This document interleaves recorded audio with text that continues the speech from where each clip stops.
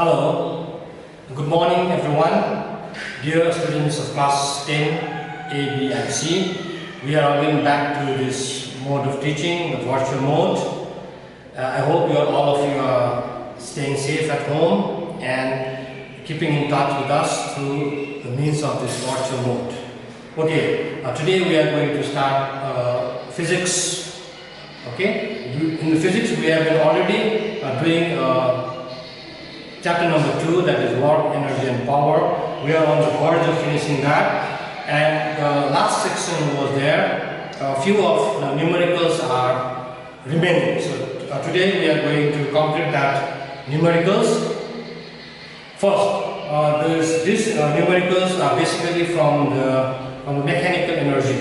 And what is a mechanical energy? We have already discussed in our previous class. Anyway, to recap it further, today is 24th of April and this is class 10 physics,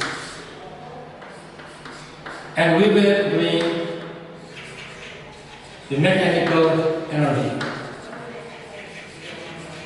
We have already learned that it is the energy which is possessed by a body either due to its state of rest or due to the state of motion.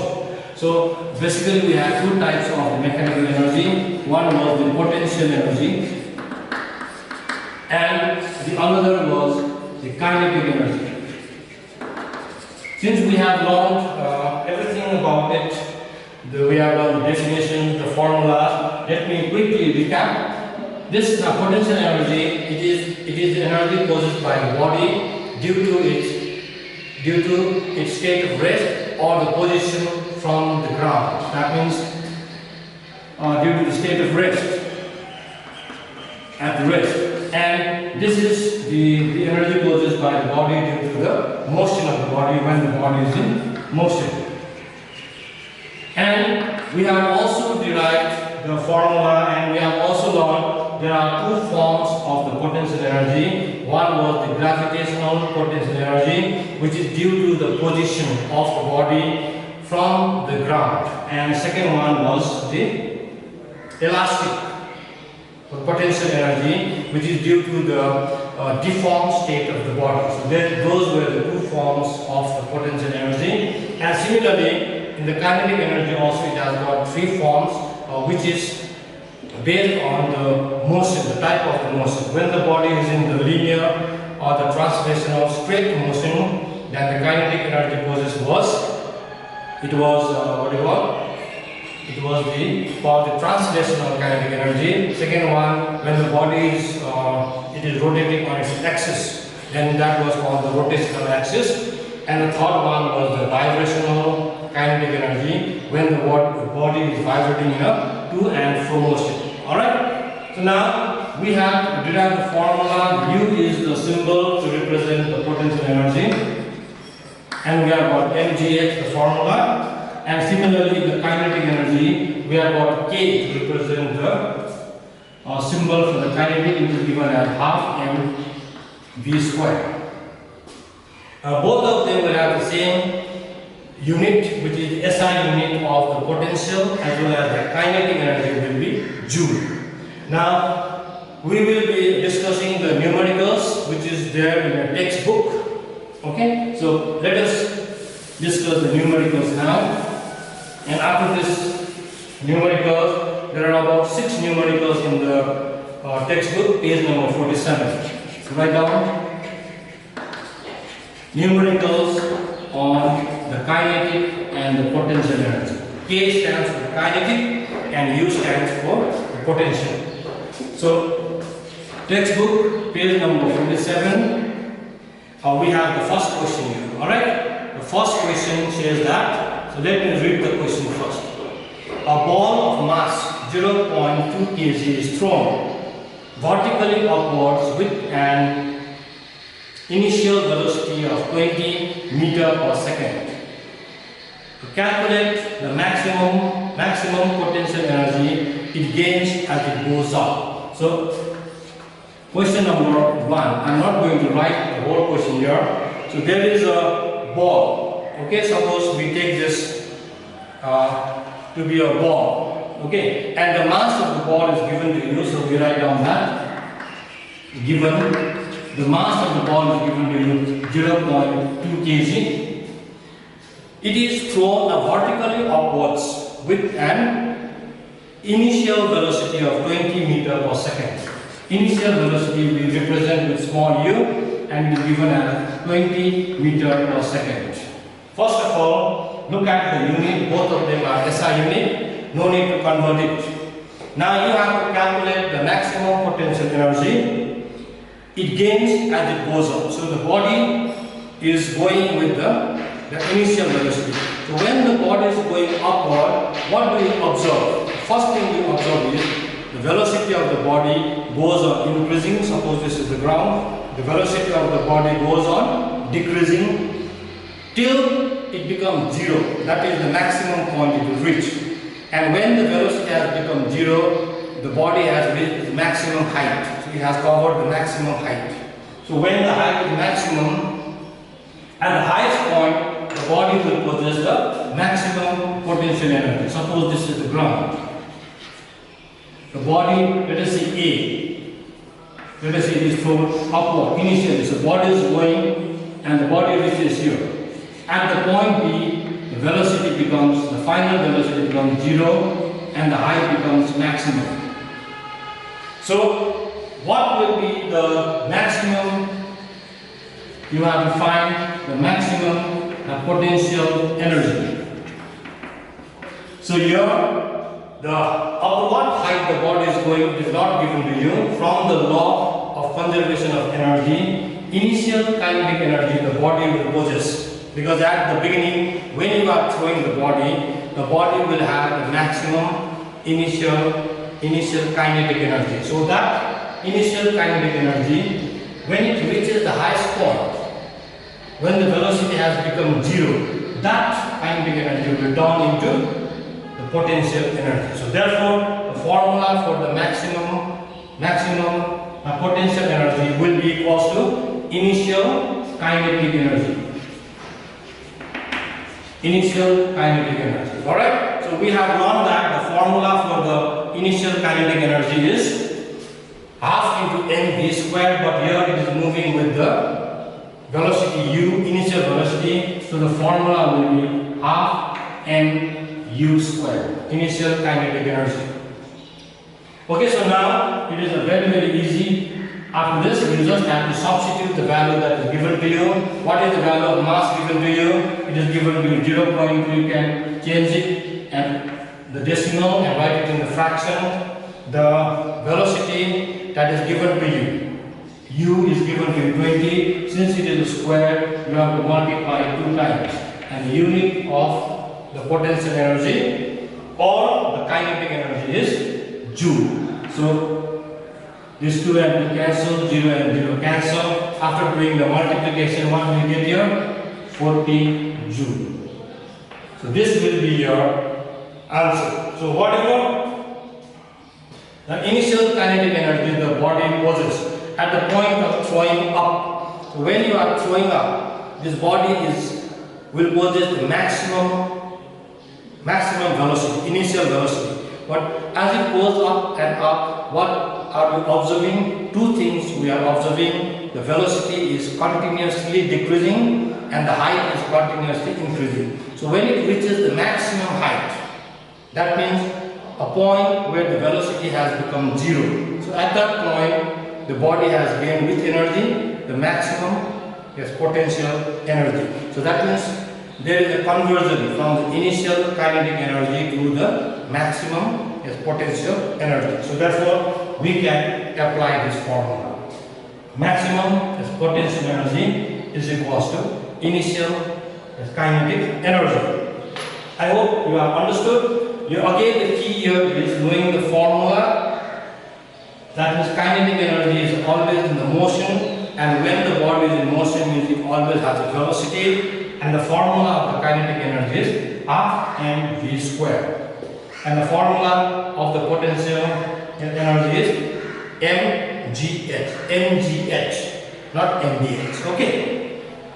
So let us discuss one more question. Since we are going to have a shortened class, maximum 15 minutes, make sure that each one of you sit at home and watch these virtual classes and learn it maximum and share it to your friends, and don't forget to give like at the end of watching the video.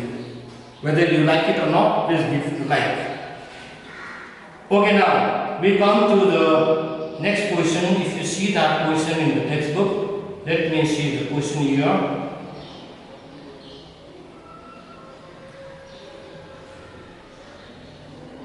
Okay, we have got question number 4. There is a diagram there, so let me solve this question number 4. Again, it is in page number 47 only. Okay, the question says like this. What does the question say? Let me read this quickly. You also have to take out the textbook and just read the question.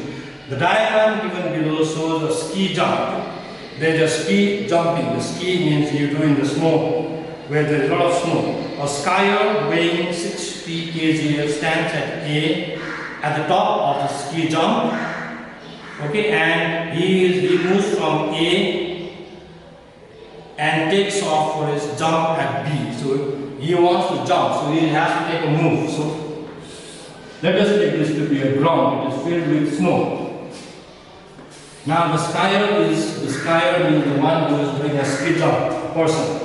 Okay? Now he is at point A, and from the ground he is at the height of 75 meters. Okay? He is about to take off, the skier. Then before he makes a jump,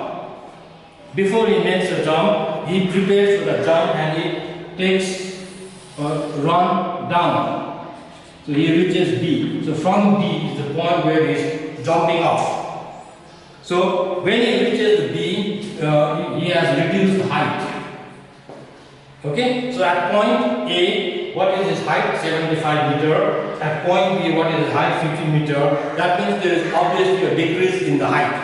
And decrease in the height means the skier will have a decrease in the potential energy. Okay. So write down. So, what is the weight of the skier given to you? 60 kg. So, for that, you can write down given, we can convert that into mass, 60 kg. So, when the weight is 60 kg, it will be, the mass will be coming as 60 kg. The first question, calculate the change in the gravitational potential energy of the skier between A and B. Calculate the change in the gravitational potential energy between A and B. That means obviously from the ground level, the skier at A is at higher height, the skier at B he has come down, there will be loss in the potential energy. So change here means loss in the potential energy. Number A, calculate the change in the gravitational. So in place of change, you can write down loss in the potential energy. And we know that loss means you have got initial potential energy minus E comes to D, that will be final potential energy. And we have learned the formula of the potential energy is mgh.